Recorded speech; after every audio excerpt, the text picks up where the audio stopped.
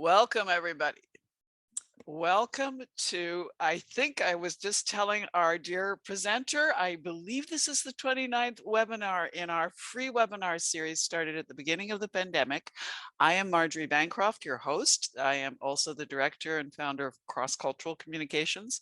We're the only national training agency for community and medical interpreting here in the US. We welcome our international audience as well. However, we know that there are many among you. We are thrilled to be hosting another webinar that is focused specifically on remote interpreting, in this case, remote simultaneous interpreting, as you will see. And we are especially thrilled to have Carola. I won't even try to pronounce her last name. Well, maybe I will. Limariches? I have no idea. I am not a Spanish interpreter.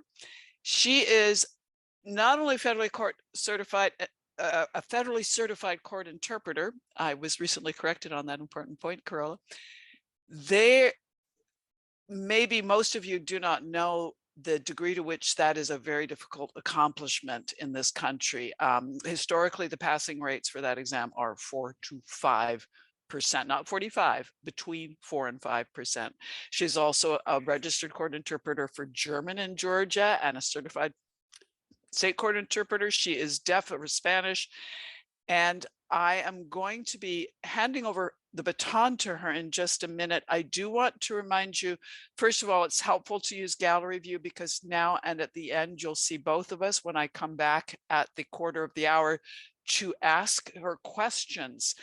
If you have questions for Carola, please put them in the Q&A feature of Zoom. If you want to send your greetings or just general questions for CCC, because we have our wonderful publications manager, Andrew Hall, answering questions there, please do that in chat. So Q&A for questions to Carola. If you are attending to get CUs as well, you will be receiving an email. Actually, all of you will be receiving an email about 24 hours after this webinar, with a link to your certificate, a link to the recording, and thanks to Carola, a link also to her PowerPoint presentation. Now, I need to alert you, there's been an issue with Zoom's follow-up emails for the last 2 webinars. We think we have it fixed and we think it will work. If the link to the certificate is missing again, because that was what was happening, don't worry, we'll send you out another email later that day. So just sit tight if the problem should reoccur. Apart from that, at the end of the hour, I will be staying on to answer just general questions to do with CCC or anything to do with interpreting in general. As usual, for those of you who know, that is a standard feature. But without further ado, I am going to pass the baton to our wonderful presenter to speak to you about RSI and teamwork. Have a wonderful time, Carola. I'll see you again at the quarter of the hour. Thank you, Marjorie, for that kind introduction, and thank you all of you for participating today. I was thinking about starting to ask where you're all coming from, but I see all these messages in the chat box. I see people from Ohio, California, the Carolinas, Oregon. Wow, I'm very happy that you're all here, and thank you for joining me. As Marjorie mentioned, I live south of Atlanta in Georgia in a little town called Peachtree City. Some of you may have heard of it. We are known for being a golf cart community. So everything you see here revolves around the golf courts, and we drive around in little golf carts everywhere. So it's actually pretty neat in that regard. Well, thank you for joining me, and thank you, CCC, for the opportunity to share a little bit of my insights on this topic. I chose this topic because I believe that it represents a learning curve for the most of us. It is a fairly new environment, especially for those of us who have not worked RSI or online prior to the pandemic. But I believe that there are several challenges and opportunities for us in this type of work, in this area, in this field. So I'm going to share my screen with you, and then we are going to get started. So the topic or the title that I chose for my presentation is RSI, so Remote Simultaneous Interpretation, interpreter fatigue, and team interpreting. And I believe that it is very important that we create the magic potion that works for us in order to be successful. And I want to start with a little disclaimer before we get started. Everything that I will share with you today is my opinion and my opinion only. The information provided is based mainly on my personal and professional experience. I've obviously taken some of the content from other presenters and workshops and that I have participated in and where I learned a lot from. And the content of this presentation does not represent the views of any of the institutions and associations I have an affiliation with. So a little bit about me. And this is what I wanted to share with you before we delve into the topic. And I will try not to repeat what Marjorie already mentioned. But I am a proud mom of two. The two little kids that you see in that picture are my astronauts flying to space. And literally their words. So I actually chose this image because I believe that in our profession, in the conference interpreting or in any other type of interpreting, we sometimes need to be a little creative. And as grown-ups, we sometimes forget how to be creative. So we need a little bit more magic in our lives, and we have to start, as I mentioned, being a little bit more creative, especially nowadays when we are constantly running against time. I am passionate about languages. I have always been. I grew up in a bilingual household, lived abroad, grew up in Argentina, then moved to the US. I studied French after I graduated from high school with a high school diploma with Spanish, German, and English. And I also did about 3 years of Portuguese. My husband always jokes when I say that I don't speak Portuguese because I don't feel very fluent and confident. And he says, oh, just let her get started and then she'll be parroting away like blah, blah, blah. So he might be right about it. And I just have to, deal with it. I'm a freelance translator, interpreter, and trainer. I have been for over 15 years. I love this business. I love our profession. I am very passionate about it, and I always like to share my knowledge with other people who are interested in being successful in this field. I have 2 university degrees in translation studies.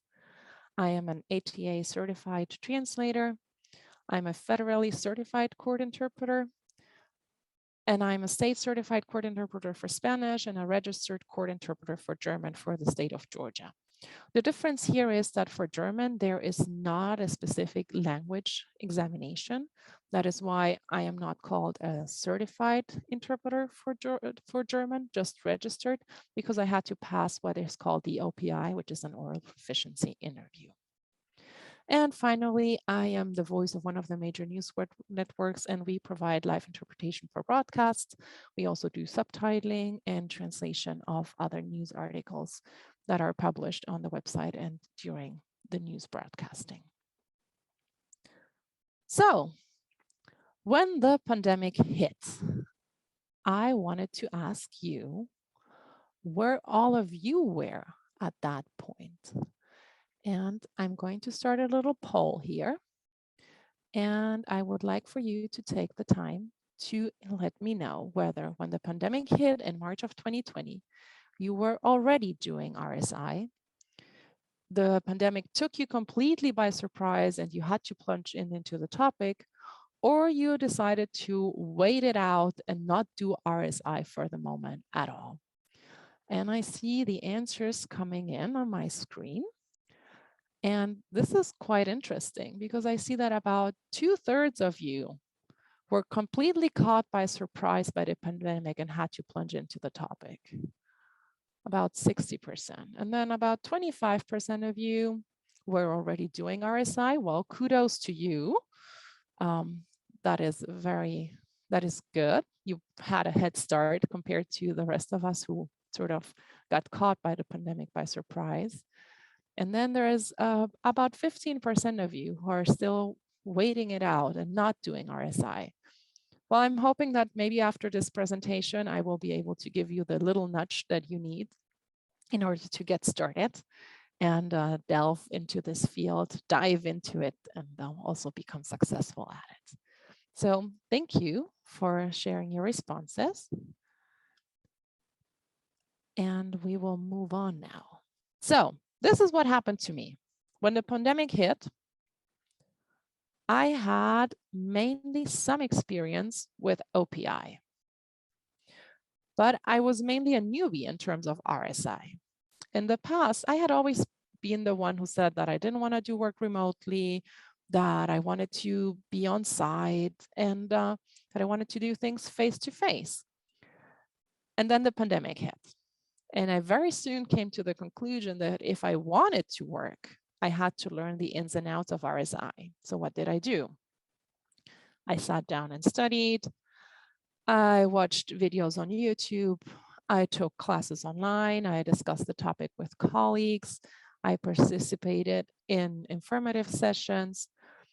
But I believe that the best teacher is experience.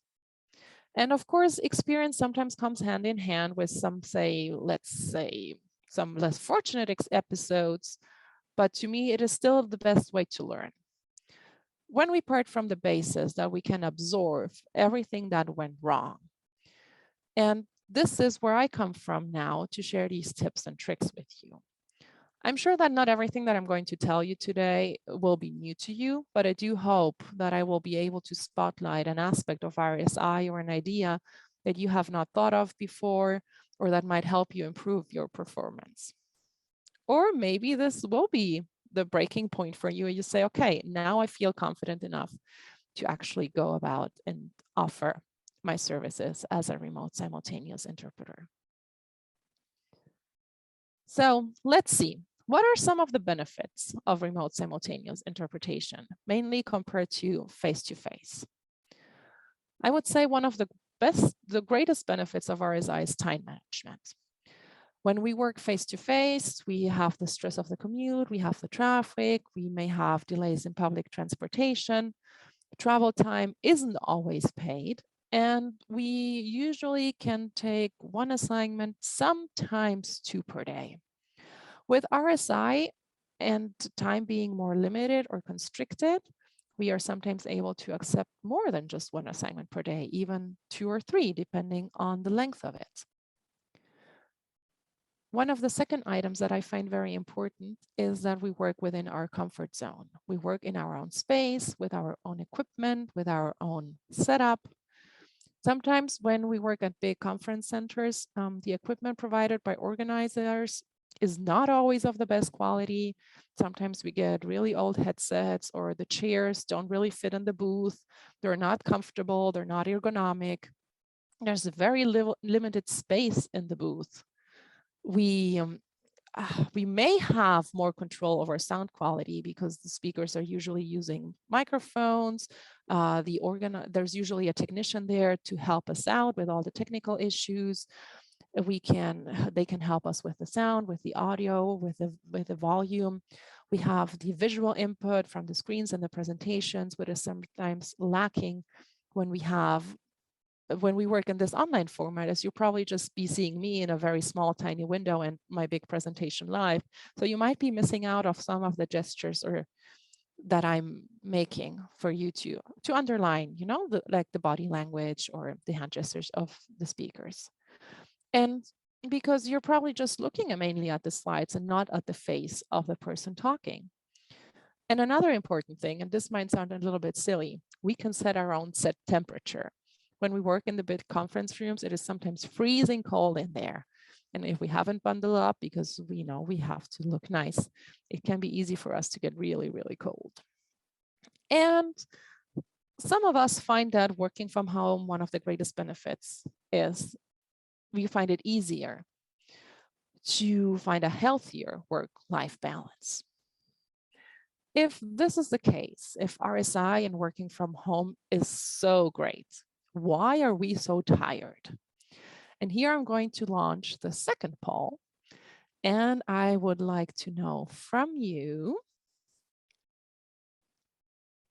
Let's see, here it is. I'm going to launch it now. Why are we so tired? Are we so tired because we work more?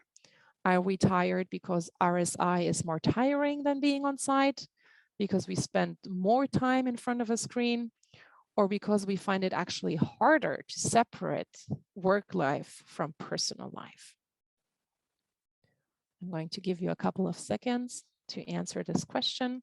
And this is very personal because some might find it harder because we spend more time in front of the screen, and some find it harder because they do actually work more, or because it is more tiring than being on site. So let's look at the answers. Okay, about half of you think that it is more tiring because we spend more time in front of a screen. That is a very valid answer. I mean, all of these answers are valid. Okay, only about 10% of you think that we work more. And then 22 and 22% for RSI is more tiring than being on site, and we find it harder to separate work life from personal life. Okay, thank you for participating in this poll. And we're going to delve into this in just a little bit. I have another poll for you before we move on to the next screen. And this one is actually very interesting.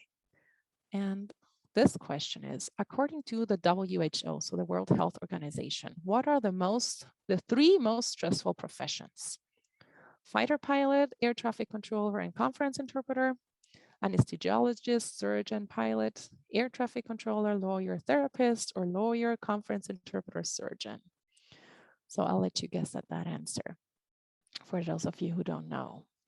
And there's obviously a little bit of debate about that. Some say that firefighter should be in that, yes, firefighter should be in that list, or police officer. I see the numbers coming in. And yes, the WHO actually published a study saying that fighter pilot, air traffic controller, and then in third position, conference interpreters, where there are the three most stressful jobs around the world. So yeah, kudos to all of us. Let's discuss a little bit the elements that contribute to interpreter fatigue.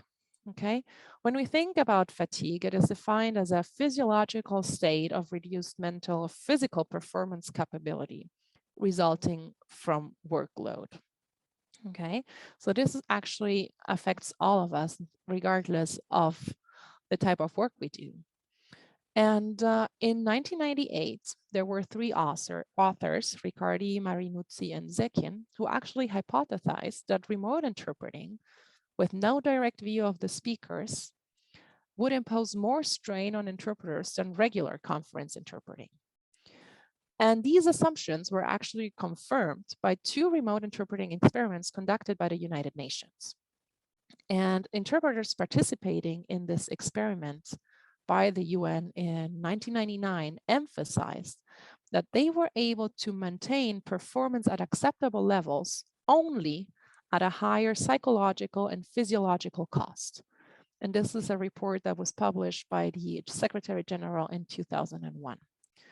These findings were corroborated by interpreters who participated in a second experiment 2 years later, that is in 2001. And they stated that remote interpretation demanded greater physical effort and led to higher psychological stress than normal on-site work. And this was also published by the Secretary General. So I would like to ask you to share some of your ideas in the chat of why you believe that, what are some of these elements that contribute to interpreter fatigue when we work in RSI. And I'm going to open the chat window and I'm going to move this over here. And then maybe some of you can share in the chat. Okay, nonstop pace, isolation, multitasking. Okay, greater level of focus, poor sound quality, back to back, concentration, multitask, lack of personal cues, missing the body language, tech challenges, distraction. Wow, you're all typing so fast that I can't even read it all. Expectations, hardware issues, bad connections, audio quality, tech issues, technical problems. Yes, definitely. Those are all reasons why we are more tired. and we feel that there's a greater strain on us. So let's look at my list of these additional stress factors. And I'm sure that you have all experienced them, or maybe not all of them, but a lot of them. And I'm going to launch my last poll here. And please, there's no judgment, okay? And so nobody knows who is answering, so you can be completely honest about this. I just want to get an idea of where we stand. So here it is. When my partner is interpreting, yeah, we part from the basis that we do RSI as a team with at least 2 of us. So when my partner is interpreting, I tackle something on my to-do list. Almost always, sometimes never. And as I said, no judgment here, okay? When the assignment is easy and my partner is doing well without me, I might also make that quick phone call or answer that email that's been sitting in my inbox for days waiting for me to answer it. So let's see. Oh, I have to say, about 40% of you say that they never do anything on their to-do list while the partner is interpreting. Kudos to you. 45% sometimes, and 12% of you almost always. Okay, these are interesting numbers. I was expecting more people to do this all the time. Well, thank you for your honesty and for sharing this. So let's look at the additional stress factors that we have when we work with RSI. For many, it is very hard to separate work from personal life because we sometimes believe that we can do something about certain things because we're home when we should actually be focusing on work. We are immediately pulled back into everyday life. This means that it's harder for us to find time to decompress and even to prepare for assignments. Instead of taking breaks, we might run a load of laundry or prep something for dinner or do other little things around the house, or we might hear the kids screaming with the babysitter downstairs, or we might hear something falling in the basement and we get distracted. There's excessive screen time when we work RSI from home. Visual elements tend to be missing or very hard to grasp because, as I mentioned, we have these little small screens and windows, and when we have a presenter talking who's running a presentation, we see them in a very small screen only. And here are some additional factors. Booth partners we have never worked with. We might get a new booth partner for an in-person assignment as well, but the interaction for an in-person assignment is completely different than when we're working virtually. There might be exterior noises that can be distracting to us, a dog barking, a car honking. The issue here is that only we hear them. It's not a noise that affects the entire audience. So it is distracting us, but it might not be distracting everybody else. There could be some technical limitations, right? The internet connectivity could not be so great that day. It could be on our end, it could be on the speaker's end. We are not all in the same space. Speakers not using headsets, and you mentioned these. Poor sound quality. Participants unwillingly unmuting themselves, and suddenly we have a huge background noise that is bothering us. When we work in person, there's usually a technician in charge there to solve all these technical issues for us. And when we work from home, we depend on our own to solve all those difficulties that might arise. For example, do we have a headset with volume control to lower and increase the volume from the headset so that we do not need to click on the control on the screen, which is maybe less distracting to us or less automated? Okay, so there is some additional stress put on us because we have to work on these technical issues and solve them on the spot. So my recommendation for this would be that we all should have some kind of tech-savvy friend, boyfriend, partner, somebody who could be helping us there to solve these issues if they come up or pop up during a presentation and we don't know how to solve them. because not all of the clients that hire us to do RSI actually have a technician available to help out with technical difficulties, or somebody who is there muting participants who accidentally unmute themselves, or help us increasing the speaker's volume and things like that. So we have to be able to solve all these issues by ourselves. But out of these stress factors that I just mentioned to you, there are some that we can control. So let's take a look. What is it that we can control? So I have a very funny anecdote about this. And at the very early stages of the pandemic, I was doing a live broadcast in the evening, and my husband was putting our son to bed. And I had forgotten to lock the door. And in the blink of an eye, he was suddenly in my office, sitting on my lap with the book he wanted me to read. So I was telling him to be quiet. And fortunately, he did. He didn't say a word. So my husband came in, he was freaking out. And on the count of 3, I muted my microphone. He grabbed our son, ran out, and closed the door behind him.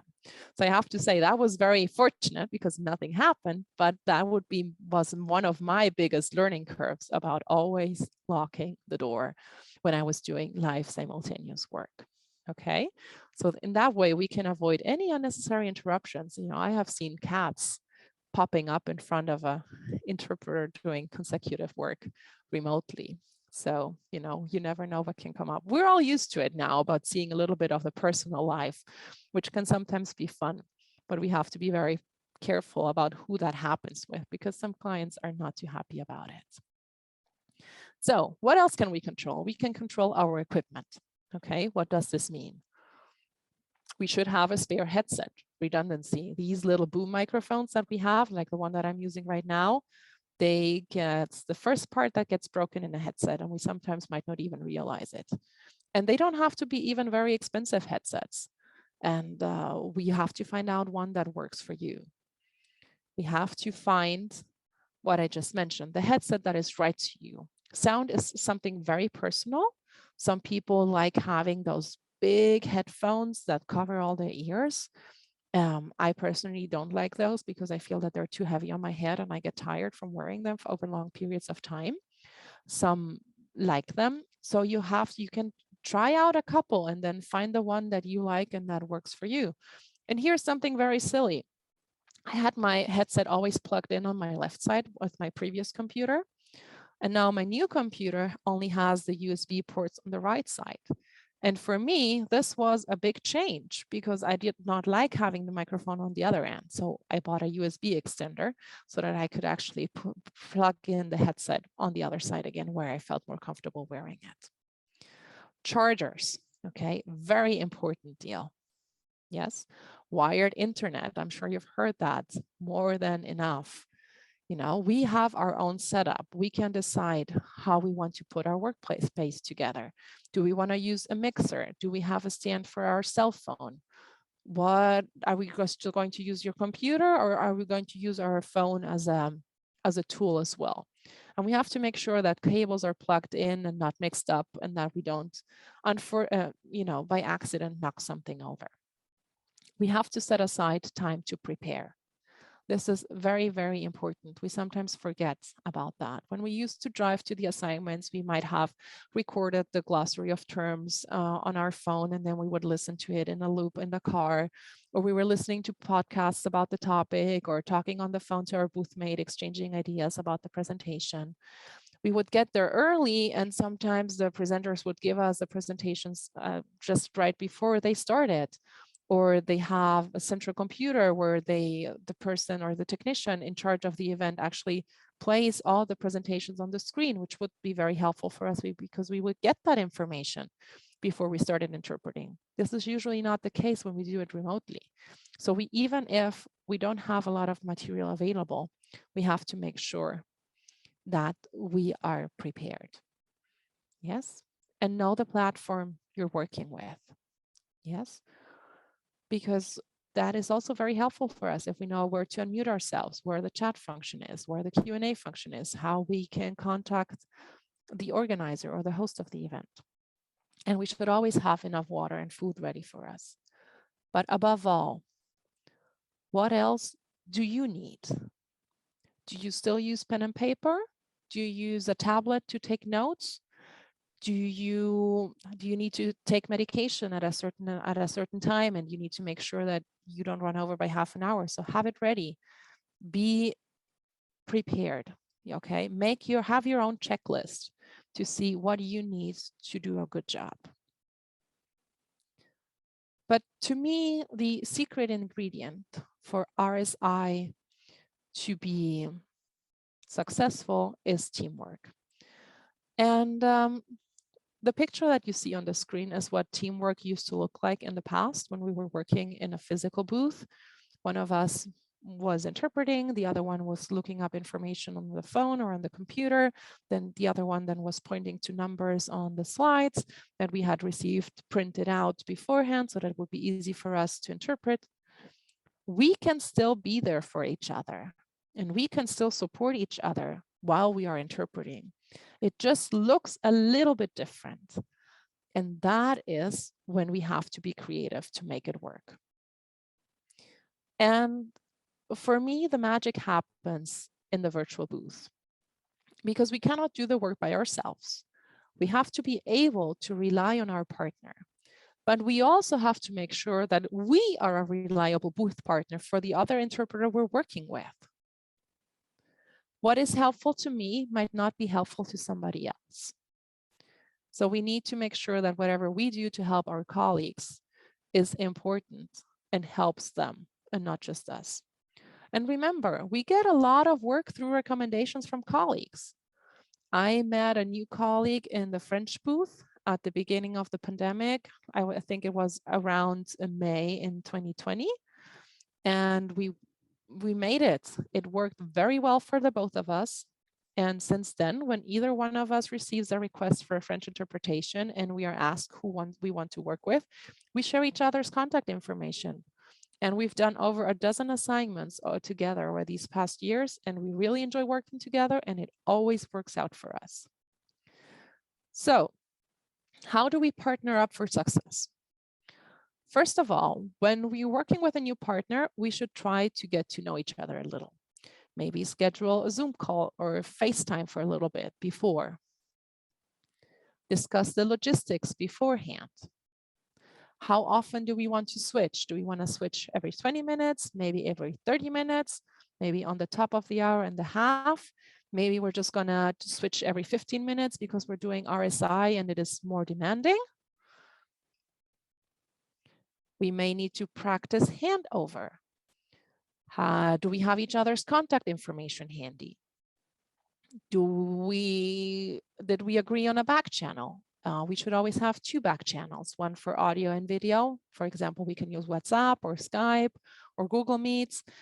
And we need a back channel for writing. So for example, Google Docs or just the traditional texting. Okay. But you have to make sure that both of you feel comfortable with the back channel you choose, because there's no point if one of you doesn't feel comfortable using Google Docs, for example. There are some interpreters that are very tech savvy and some are not, and some are in between. Okay. So as I said, schedule a phone call or a FaceTime just to make sure that you feel comfortable with whatever you decide on. Okay. You can decide on nonverbal communication. Are you going to use a sign in case of an emergency or even for a switchover? Because it can sometimes happen that we suddenly receive a call from school and we might have to take it because we don't know if it's something urgent or not. So what is our SOS signal towards our colleague to make sure or make them aware that this is an urgent situation, an emergency that we really need to switch? Okay, so we can agree on hand signals, for example. And we have to be responsive.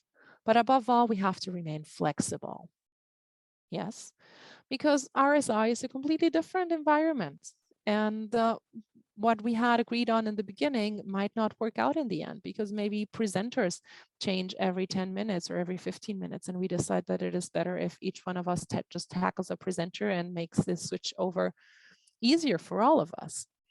That could be a good option. Or maybe the audio quality is so bad, or maybe the internet for our booth partner isn't working anymore and they have to restart their computer.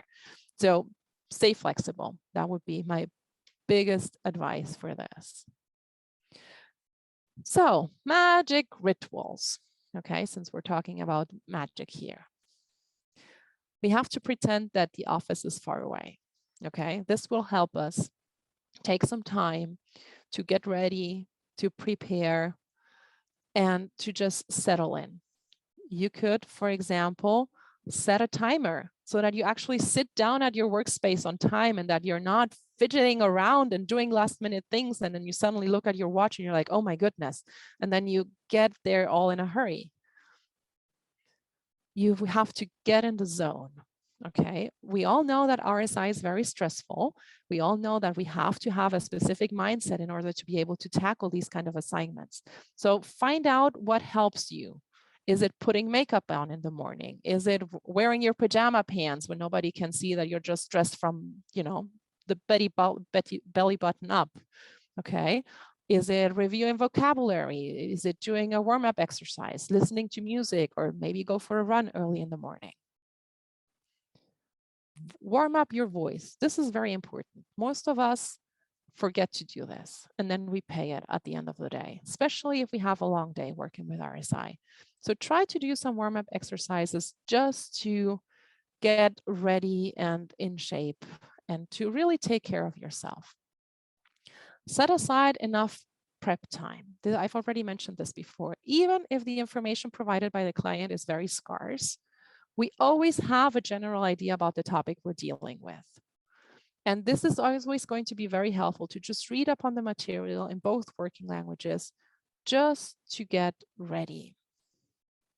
And try to forget about everything that needs to be done around the house. I know it is hard. We are there. We might be, you know, our door may be open and we might see the mess outside of the office. But instead, write a to-do list. And if your partner is also working from home, send them the to-do list because they might not be on a Zoom call where and they might not be interpreting live. And they may have a little time or break in between where maybe they can run the load of laundry and not you.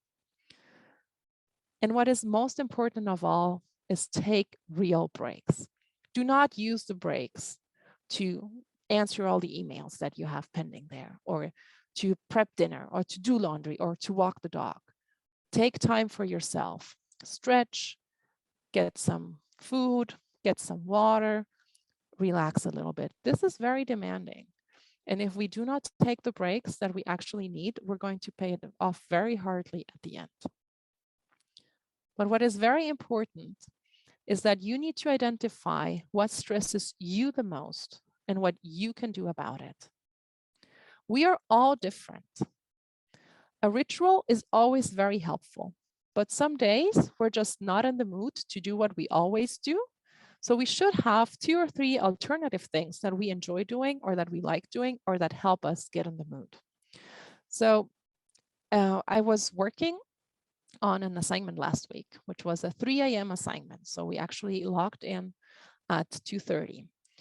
And the assignment was related to a very hard topic, especially about child abuse material being shown on the internet and making it available online. So this was one of the assignments where we had very little material to prepare for. And my colleague and I, we got together, we set some time aside, and we prepped for it. And we also discussed what we were going to do if we were emotionally on overload and were not able to handle the interpretation at a specific point in time. Luckily, that never happened, but we had an entire strategy set up so that we could help each other out if one of us was being too emotional to be working at a specific time, and what we would do in order to overcome the pressure and maybe even the pain, or maybe even this kind of situation where we didn't know how to deal with it, just to make sure that we both felt comfortable. And in the end, the assignment went very smooth, and we were very happy with the turnout. So with that, I would like to thank you for your attention and for participating and for your honesty. And I just want to remind all of you that we need a little bit more magic in our life at this point in time. And we also need to be creative. And hopefully these tips and tricks that I've shared with you today will be helpful, and you might actually start doing RSI now, or prepare differently for your next assignment, or actually, feel like you know a little something that you did not know before. And I'll be happy to take your questions. And maybe we can delve into one or two topics that we did not discuss more in detail. It's always hard to pack so much information into a limited amount of time and make sure that you actually covered everything that you wanted to say. Marjorie, you're still muted. I know. I just realized it. You did a masterful job of packing that information in. Fortunately, if it was a lot of information, everyone, this is your opportunity to ask questions. I'm going to be answering them now from the Q&A feature, but it's not too late if you would like to add your question to the Q&A feature. The first question actually came from somebody who wanted to know, if, Carola, if you had the link for the WHO study, the WHO study, on stress and conference interpreters being #3 profession in the world. I'll have to look that up for you, because I've researched so many links and materials and everything for this presentation. I will find it and then I will forward it to you. Thank you. And yes, if I'm not sure how you pronounce your name, Johnny or Yanni, but if you would like to send us an email when we get that link, we'll be happy to pass it on.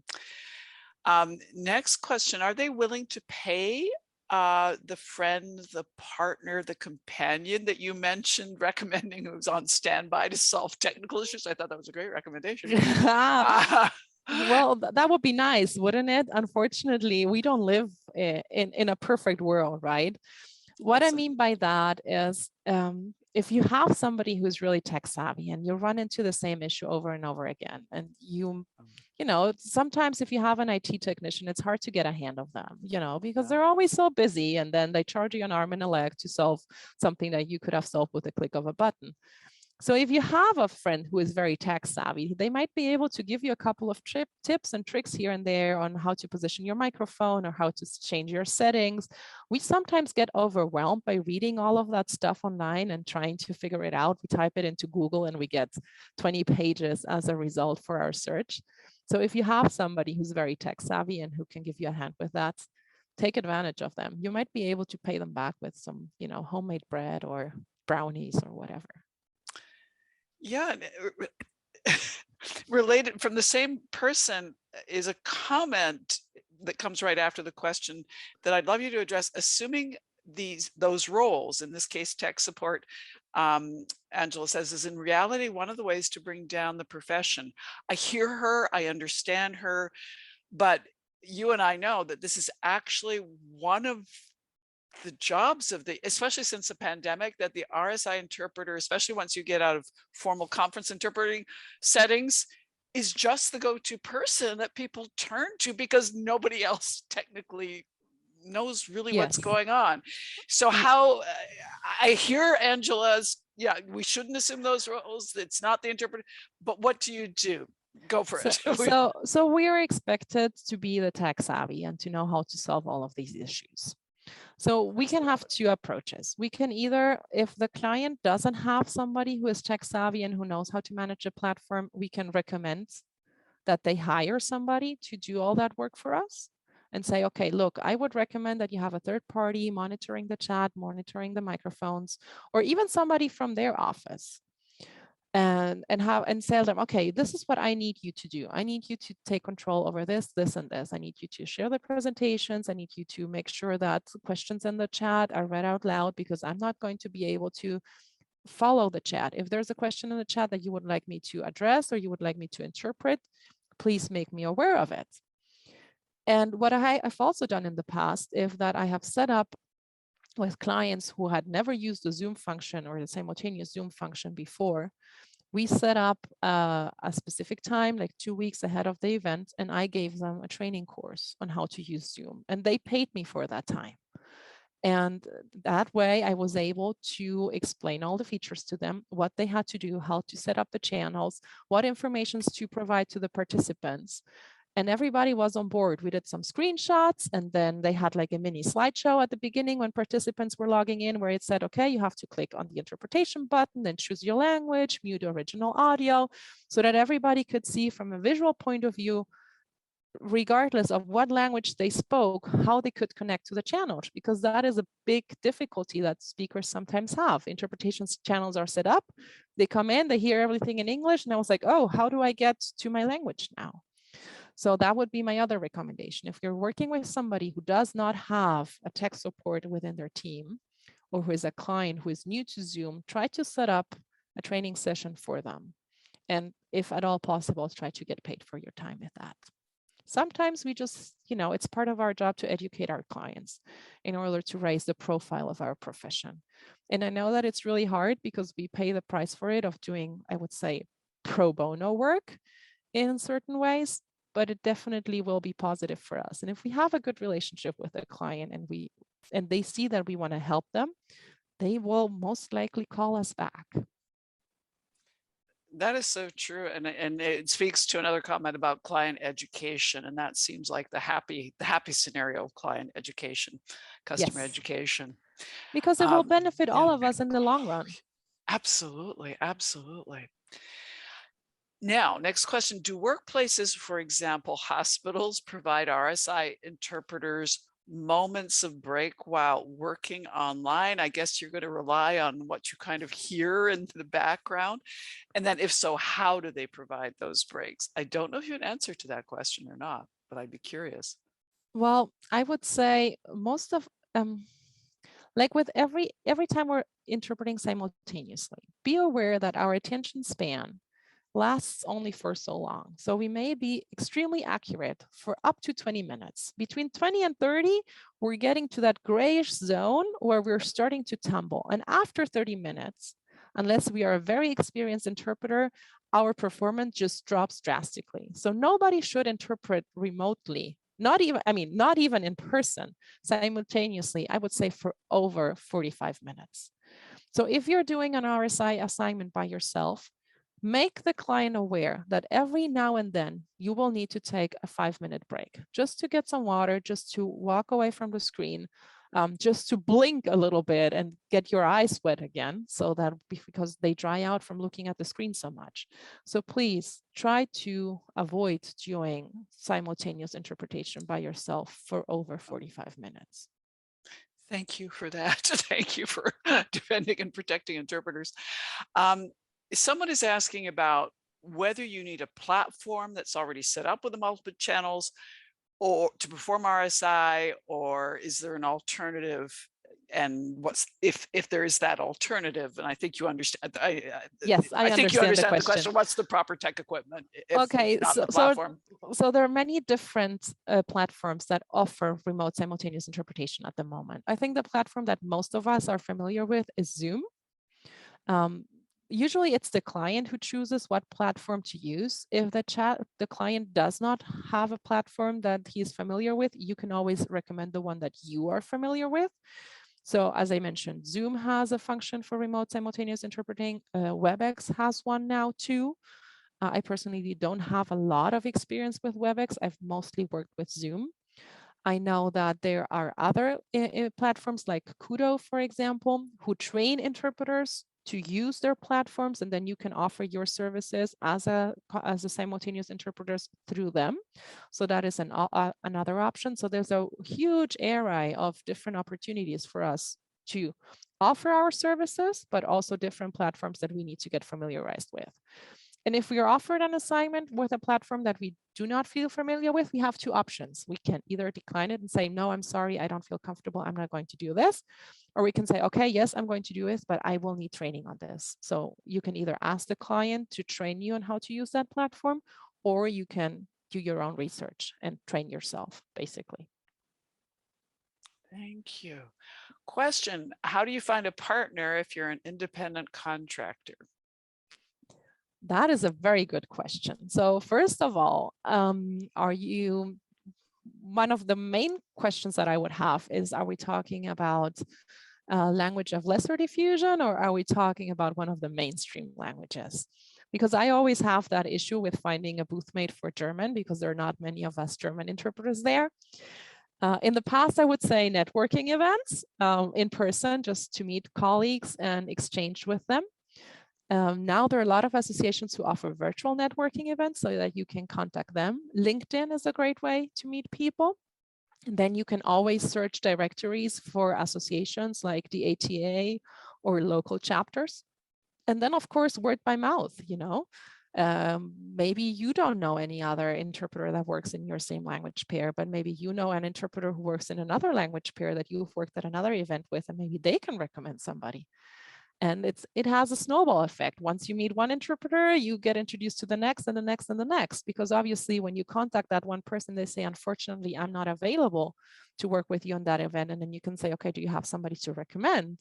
And then they might put you in touch with 2 or 3 other people. And that is how you start building your network. And the advantage of going to the ATA conference, American Translators Association, is that they have the colored stickers you put on for your language. Now, some might just do translation and not interpreting, but as soon as you see green or whatever your color is, you can easily visually track that person and initiate a conversation, which is fun to do. I'm not sure if I've seen other conferences, and that's the biggest conference in our field for translators or interpreters.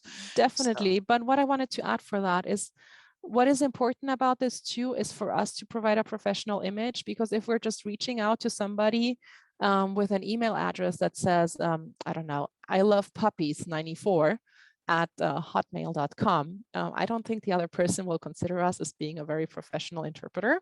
So I would recommend that if we're reaching out to somebody and ask them to be our booth mate, we should have maybe a LinkedIn profile, or maybe be a member of one of a translation and interpretation association, so that they can look us up and see that we are serious about the business and that we are a professional. Thank you so much for that. We love people who emphasize the professionalizing of the field in general. And it relates to another question, which is, let's say you are an interpreter in another field, whether it's medical, court, whatever. The question is, how do you start work in conference interpreting? How do you start working in conference interpreting? Well, this is a hard question to answer, especially because I come from an educational background and a mindset where being bilingual is not the only requirement for one to be an interpreter or a translator. So for me, what is very important is that if you want to do conference interpreting, you have to be very serious about it. It's no joke. It's a lot of fun. You learn a lot, but it's also very demanding. So you need to be sure that you'll feel comfortable doing it, that you really do work hard and prepare for it, and that you have the capabilities, because some of us are great doing consecutive. Some are great simultaneous interpreters, but are not good at consecutive. So you have to be really sure that this is the road you want to go, and that you're willing to put the efforts and the hours in to prepare, to practice, and to be ready to tackle these kind of assignments. I would say that is my greatest advice, because otherwise I would have to say you should get a master's degree, and that's not always feasible for everybody. I know it is. It does seem to be more of a standard expectation for conference interpreting, though, as compared to the other specializations.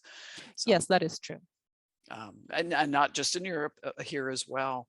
So two related questions. One, can you show examples of gestures to use for like nonverbal signals, for example, of SOS distress? Yes, of course.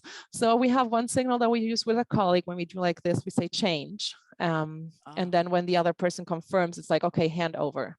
That always means that we have both hands available, because you might be holding a pen in one and go like change. When we're like really tired or exhausted, or we can't deal with it anymore, we go like this, like, okay, I'm done, And then we have, and then the colleagues use change, like saying, okay, I'm ready to change. When we use a nonverbal cues, or when we use like written cues to change, we always use the X as well, like X question mark.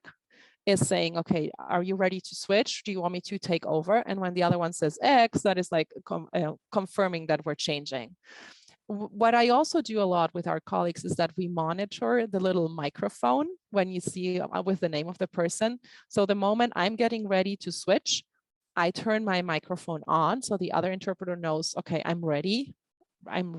And then whenever she turns it off, I immediately start interpreting because I know that that is my cue, that it is my turn to go now. That is very useful in situations where the changeover is not so clear.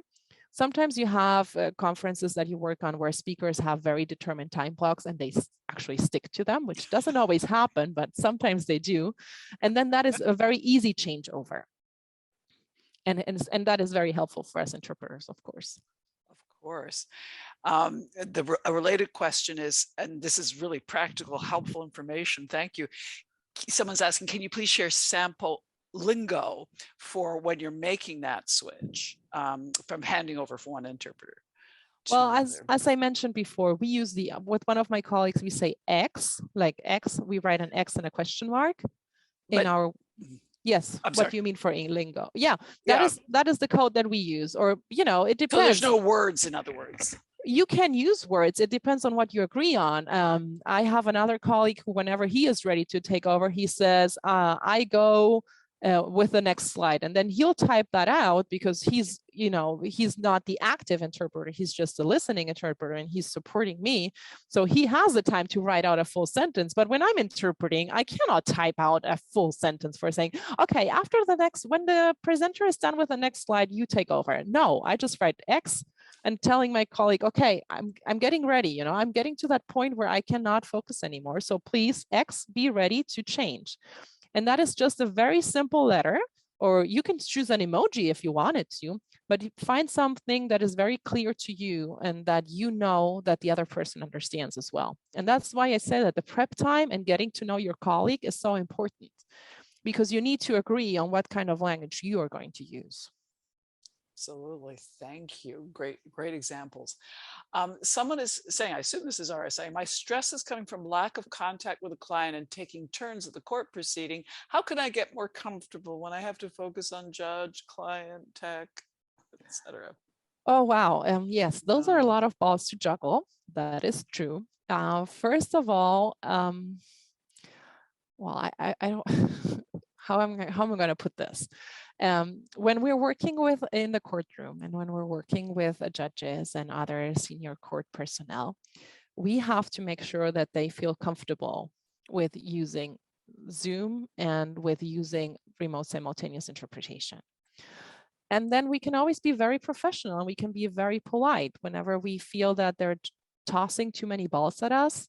We can always ask them to take turns, or we can always say, okay, the interpreter needs 5 minutes now if they've been going on for too long. Always very respectful. Or we can say, okay, the interpreter needs 5 minutes, might be a little harsh, but we could say, Your Honor, whenever it suits the court, the interpreter would like to request a 5-minute break. And then we're giving them a heads up saying, okay, I'm reaching my limits. And fortunately, in a lot of areas, judges have been exposed to training of how to work with interpreters, also through remote interpreting, and they're becoming more and more aware of our needs. So I know that we're always juggling a lot of things, and that's part of our job, being able to multitask. And as I mentioned before, if you're familiar with your colleague and if you get along well, and if you cannot handle it after 10 minutes, just rather ask them to switch early instead of having a complete breakdown, because that is only prejudicial, not only to you, but to the profession as a whole. They usually don't remember us by name. They just say, oh, the interpreter was good or the interpreter was not good. And when we do not good, then that is bad for the entire profession. So it's always better to take a step back, be humble about it, and say, I'm really sorry, I cannot deal with this today. And then maybe that will open the door for another opportunity at another point. Absolutely great guidance. Carola, what's your practice on warming up your voice after a long day? Well, the warming up should be done at the beginning of the day, not at the end. I had the same reaction. So cooling down, the cooling off phase, or the decompressing. Well, I would say, first of all, don't shout. Don't yell at your kids, even though they've made a mess around the room. Don't yell at them. That is really bad. That's not helpful for anybody. And that will, just Not your they had voice either. fun. They let you work. So don't yell. Okay. You can clean up the mess later or tomorrow or, the day after. It doesn't matter. If somebody comes to your house, they're there to see you, not to see an impeccable household. So that's the first thing. A second tip that I have is that you can, if you feel like your voice is very strained, what you can do is you can take zips from something that is as hot as possible as you can drink without burning yourself. Please, careful there. So taking a zip from a hot soup or a hot tea or hot coffee, and then ice cold water, and keep exchanging those, like a little bit from one and a little bit of that. That helps to soothe the throat. That is very helpful. So also, when we feel like we are kind of have a hoarse throat or like this or sore throat, that is also very helpful for that. Try to avoid very sticky stuff, like eating a lot of, some people just like those menthol kind of, or the Altoids, for example, kind of candy, because they think that is helpful. That's not always helpful. Try to, keep it clear.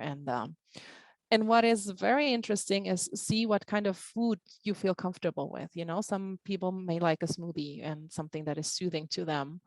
And just keep it light and comfortable, just avoid all the chewy stuff. And people say honey is great. Yeah, but sometimes it just glues everything up in there. So you have to find what works for you. For me, the drinking like something warm, something cold is very helpful when I'm very tired. And just have it and drink enough while you're doing the interpreting. So whenever you are on break, make sure that you drink water, or even in between, just take a couple of zips here and there. That is very helpful. And for the warming up, there's plenty of exercises that you can find on YouTube on how to warm up your voice. That is something that is also used by voiceover artists, for example, or singers.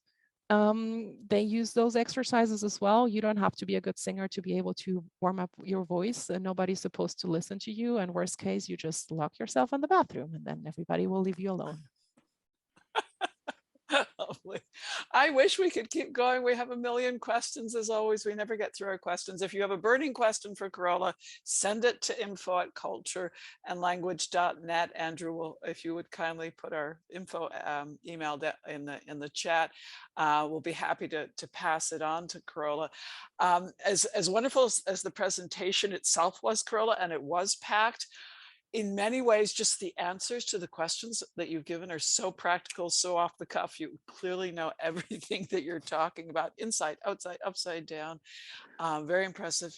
Very much a gift to our particular community who has been hoisted wholesale into this RSI in many cases, whether they wanted to or not.